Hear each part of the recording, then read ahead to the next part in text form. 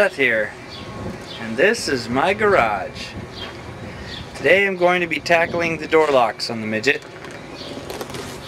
We've got a little problem here. I think I detailed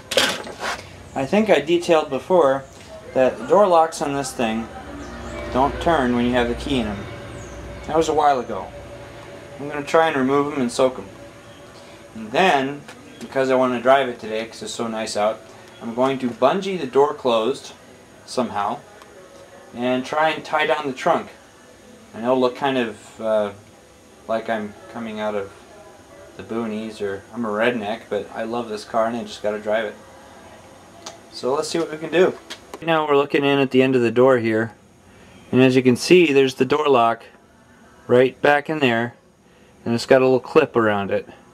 The challenge is going to be to try and remove that clip. So let's see if we can do that. Now, one thing I don't know is whether this is a spring clip or if this happens to be something like, just something was sort of bent into place. I'm guessing it was a spring clip, but really it's kind of rusted, so hopefully I can try and break it.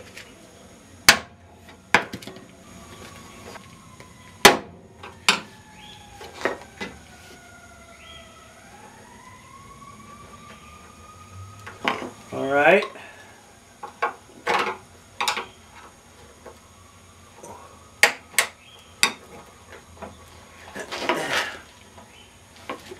It's coming loose. So, everyone, in case you wanted to know exactly how to do this, that's exactly what you do.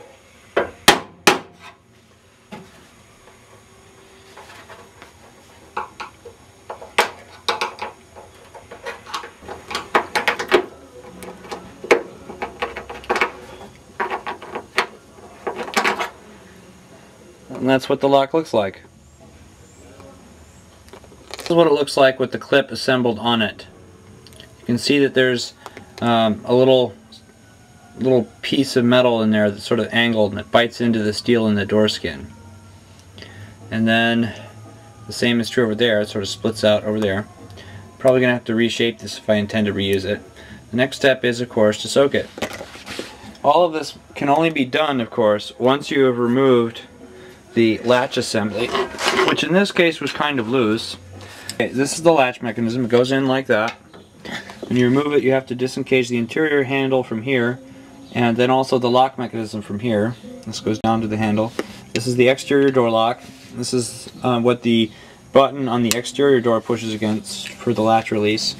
If we latch it like thus, and then push in right on this where the button would go, you can see it release like that.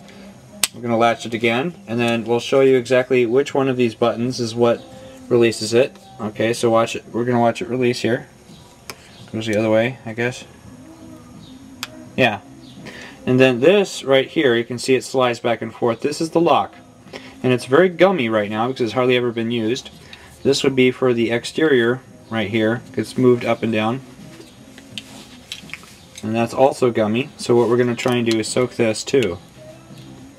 What I'm going to do is I'm going to spray this all with some WD-40. Try and free it up.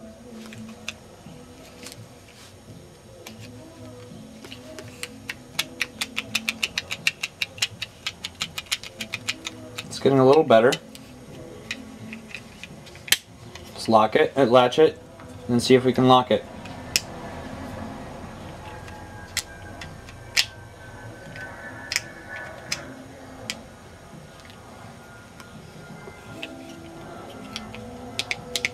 Now it's locked.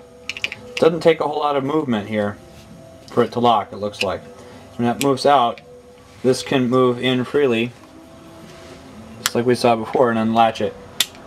When this moves in, like that, we can no longer unlatch it. It's locked.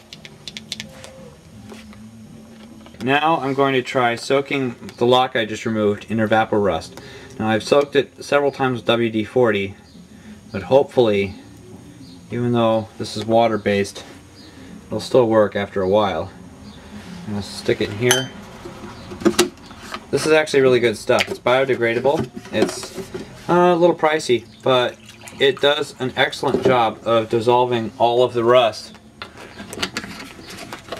In fact, it'll leave the surface completely paintable, and it doesn't harm any plastics. I'm going to let that sit for a while.